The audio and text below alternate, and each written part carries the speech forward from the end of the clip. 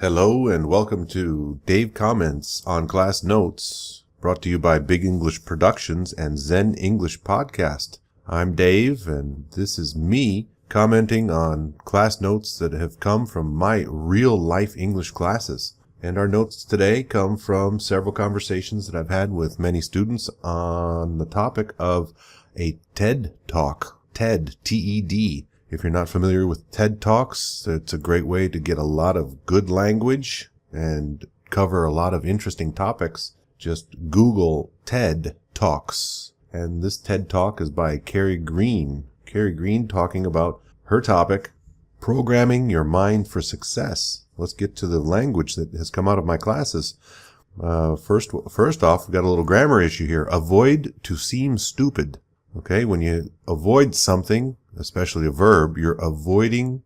I want to avoid seeming stupid. I want to avoid coming off as arrogant. I want to avoid talking about the subject.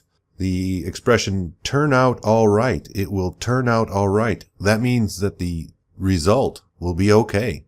I had a problem with my car, but everything turned out all right because a bus came by. It turned out all right, or it turned out bad. I made a cake, but it turned out bad. That means the end product is bad. Good expression. When you agree with somebody in the negative, me neither. I like pizza. Me too. I don't like pizza. Me neither. To be ambitious in the English world is not so bad. Perhaps being over-ambitious is over-ambitious. Too ambitious for his own good. Pronunciation. Achieve, that magic CH combination there. But then we talk about architect, another CH, but it pronounces like a K. Or technology, or tech. So sometimes the CH is ch, and sometimes it's k. A go-getter, that's a person who's ambitious. Somebody who's got a lot of energy, and they want to conquer the world. They do a lot of activities, and they're always trying to achieve more. There's that ch sound. Achieve more. A go-getter. Boy, Tom, he's a real go-getter. He's always working. A go-getter. It's a person who likes to achieve a lot and has a lot of energy. A good expression when you want to avoid something, but you really want to avoid it. You don't want to do it. I avoid exercise like the plague. Like the plague. That's the expression. Avoid something like the plague. When you dedicate all of your effort and energy to something, you give it your all. I played football yesterday, and I gave it my all. I couldn't play anymore. I was so exhausted and tired. Sycophants, or people that hang around another person because maybe that person is in a position of power. You might see this around famous people, celebrities, athletes. You can call those sycophants hangers-on. You know, here he comes with all his hangers-on. The hangers-on are the people who are there only to be there like parasites, hanging around its host, their host. A whiny baby is someone who complains a lot. Don't be a whiny baby. Come on, get tough. Play more football. A crybaby is basically the same thing. Don't be a crybaby. Come on, get in there. Play. Pronunciation. This is a big issue here where I work and live in Spain. Tough pronunciation. Project. This is of course, the thing that is work that you do. It's something maybe short or long term that you're working on, but it has a specific end. It's similar to the pronunciation of that type of airplane that goes really fast. A jet, J-E-T, that j sound. Project. You just simply throw in a C in there. Project. That takes a lot of practice. When you're in a situation where you've got a lot of problems going on and it's just difficult to work, there's so many things going on around you, you can say, oh, Bob has got a lot of problems at work. He's up to his ass in alligators. You can imagine that being up to your ass in alligators would be a problem. Is something worthwhile? That's another way to say, is it worth it? Worthwhile. Lag is a delay, a pause, something that takes a while before it gets going. There was a lag in the recording. That means there was some silence. Did you hear that lag? The recording was delayed. When you are using a very special instrument to cut the skin or the exterior off of a fruit or a vegetable, we call that a peeler, because you're peeling the food. A peeler. It's a specialized, basically a knife, maybe a two-way knife, to cut the skin off of fruit and vegetables. To debrief someone, if I'm going to debrief you, that means you've gone somewhere and you've done something and I need to get that information from you. This is a common military term. When someone goes out on a mission, as soon as they come back, the people that were still at the base need the information that the person got, that the soldier got. So they will debrief her.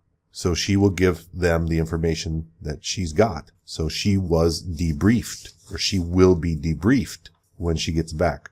Pronunciation, unavoidable. When you cannot avoid something, unavoidable. A lot of times with those prefixes, it's a good idea to have a little pause. Unavoidable. There's no problem there. People will continue listening to you. The long chair that lays down, possibly next to a swimming pool or on the beach, can be called a sun lounger. A sun lounger, because you're lounging in the sun. That means to relax. Don't forget that in the United States, a mobile phone is usually called a cell or a cell phone. When you get nervous, you get butterflies in your stomach, and perhaps, and we're talking about your hands now, you get sweaty palms. That means there is humidity on the bottom of your hands. Sweaty palms. I got sweaty palms. I don't remember to be in that situation. We have a grammar issue here. I don't remember being in that situation. I don't remember going to the cinema with you last year. I don't remember receiving this gift. So when it's a verb, you use not the infinitive, but the gerund. I don't remember doing something. When you exaggerate things really a lot, that's to blow things out of proportion. When you lose control, you're exaggerating and maybe reacting in a way that is not appropriate. You would say, hey, don't blow things out of proportion. It's just raining. Yeah, but I don't know what I'm going to do. That's it. No, don't blow things out of proportion. It's only rain. It's basically like saying, calm down and get a grip or get a perspective on things. The area where you park your car, usually in public, is a parking spot, or your scooter, a parking spot. A lucky person is a person who has good luck. An unlucky person is a person who has bad luck. Deep down in your subconscious, that's where a lot of ideas get their birth. Another expression for supermarket is grocery store. Grocery store. That's Grocery. Grocery store. Sometimes pronounced grocery store. And whatever you buy at the grocery store or supermarket can be called groceries or groceries. When somebody is at the grocery store and they're working there and they're putting the products on the shelves, the verb is a very specific verb. It's to stock the shelves. So at night, they stock the shelves with new products. A derogatory term that you will hear that is offensive, one that you will recognize. I don't know if you want to use it, but you need to know that a wimp is a weak person, someone who is not strong, someone who is maybe even a coward. Yeah? A synonym of wimp is pussy. Pussy is also a reference to female genitalia. So again, a derogatory statement, but one that you will hear and you need to recognize. An entrepreneur is someone who begins their own business. Probably they're doing something new and unique, maybe for the first time. To cure is to heal. Yeah, I need to cure my wound. I need to heal the cut. And when you take medicine, another word for medicine is medication. Medication. When you allow yourself to be taken by a situation, maybe a group of people are going somewhere and you don't really have an opinion, you don't mind, you just go along for the ride. I'm going along for the ride. It's a figurative way or a literal way to say you're going with a group of people. Literal if you're going in a vehicle. The punchline is the funny ending to a joke. The punchline. So what's the punchline? And the place where you do park your car or your scooter or your bicycle for that matter could be called a parking lot, especially if it's a big area, maybe next to a store, next to a building, the parking lot. Not necessarily in the street, but a reserved area exclusively for parking, a parking lot. So there you go. Some notes and ideas from my classes. I hope it's helped. This has been Big Dave with Big English Productions and Zen English Podcast.